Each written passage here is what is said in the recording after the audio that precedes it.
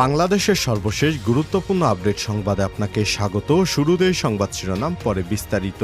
শুরুতেই জানিয়ে দিব সীমান্তে নানকের আত্মগোপনের গুঞ্জন, যা জানালেন সেই বাড়ির মালিক এবং প্রশাসন। মৌলভীবাজার জুড়ি উপজেলায় বাংলাদেশ ভারত সীমান্ত দিয়ে আওয়ামী লীগের সভাপতিমণ্ডলীয় সদস্য এবং সাবেক এমপি জাহাঙ্গীর কবির নানক ভারতে পালিয়ে যাচ্ছেন এমন খবর দিনভর ছিল আলোচনার কেন্দ্রবিন্দুতে।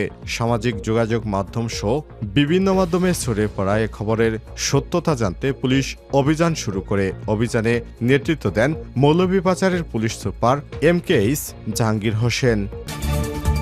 এরপর জানিয়ে দিব যাত্রাবাড়ী থানার সাবেক ওসি গ্রেপ্তার।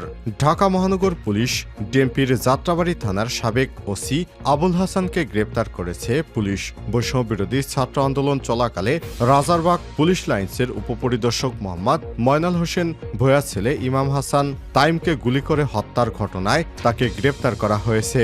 আজ কক্সবাজারের পুলিশ সুপার মোহাম্মদ রহমতুল্লাহ বিষয়টি নিশ্চিত করেছেন। এবারে জানাবো আন্তর্জাতিক গণতন্ত্র দিবস, ঢাকায় বিএনপির গণসমাবেশ মঙ্গলবার।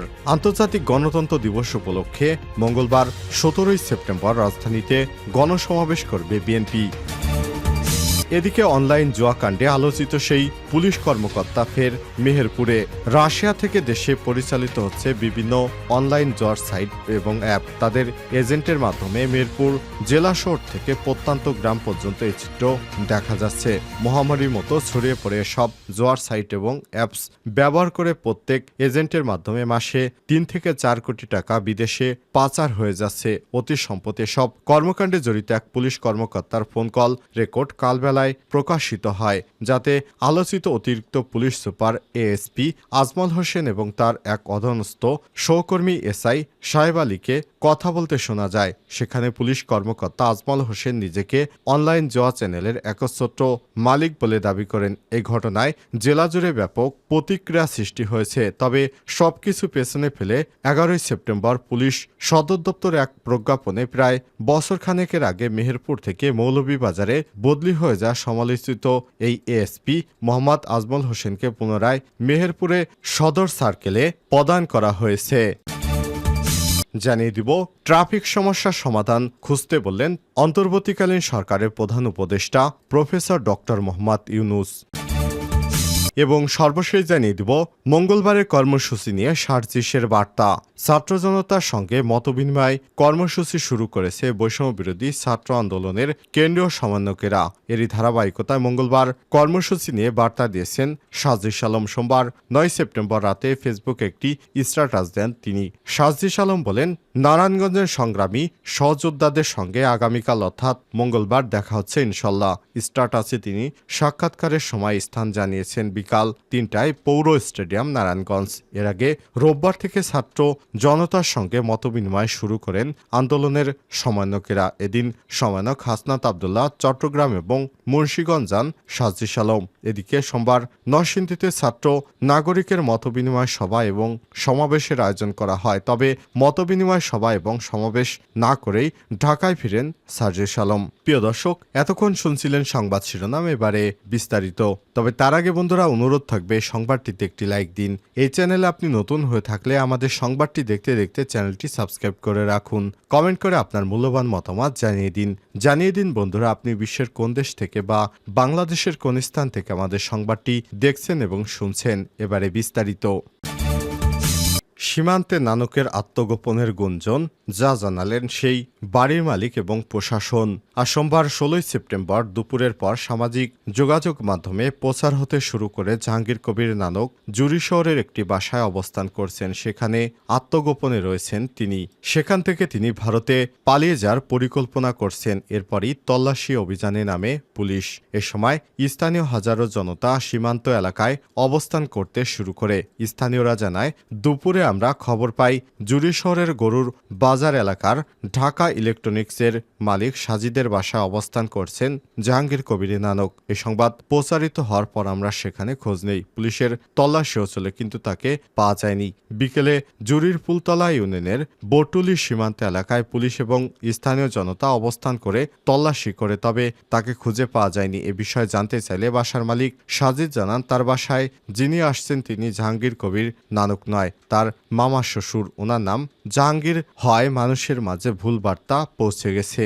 বিষয়টি মৌলভীবাজারের police super MKH Jahangir Hossain বলেন, তাকে খুঁজে পেলে সবাই জানতে পারতেন। যেহেতু খুঁজে পাওয়া যায়নি তাই খবরটি বলা যায় ভুয়া।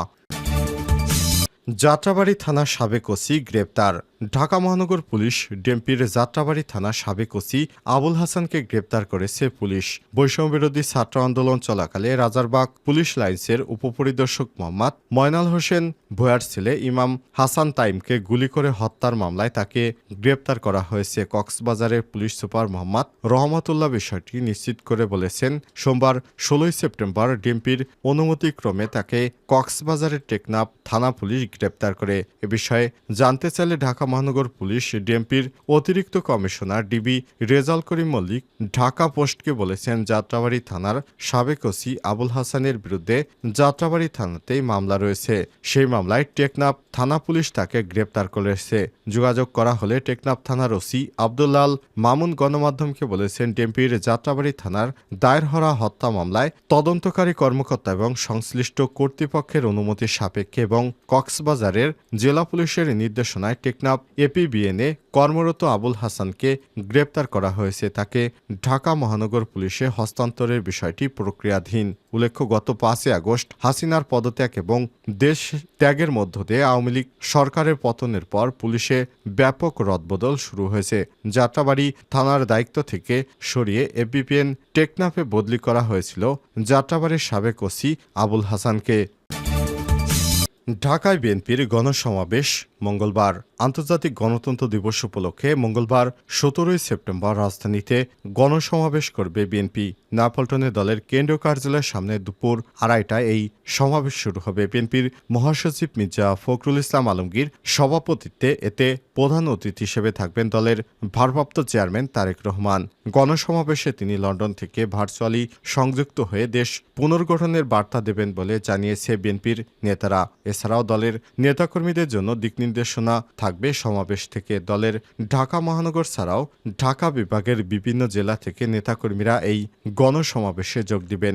বিএনপির প্রচার সম্পাদক সুলতান সালাউদ্দিন টুকু, ঢাকা মহানগর উত্তরের সদস্য সচিব আমিনুল হক, দক্ষিণের সদস্য সচিব তানভীর আহমেদ রবিনের যৌথ সঞ্চালনায় গণসমাবেশে বিএনপির জাতীয় স্থায়ী কমিটির সদস্যরা সহ সিনিয়র নেতারা বক্তব্য রাখবেন। আন্তর্জাতিক গণতন্ত্র দিবসে রোববার 15 সেপ্টেম্বর নয়াপল্টনে এই সমাবেশ অনুষ্ঠিত হওয়ার কথা থাকলেও বৈরী আবহাওয়ার কারণে তা পিছিয়ে 17 সেপ্টেম্বর দিন ধার্য করে বিএনপি। এদিকে গণসমাবেশের মঞ্চ তৈরির কাজ চলছে। কাজের অগ্রগতি দেখতে আজ সোমবার বিকেল 4:45টার দিকে নয়াপল্টনে যান গণসমাবেশে আয়োজনের দায়িত্বপ্রাপ্ত বিএনপির জাতীয় স্থায়ী কমিটির সদস্য অধ্যাপক ডক্টর AZM জাহিদ হোসেন এবং যুগ্ম মহাসচিব হাবিবুন নবী খান সোহেল।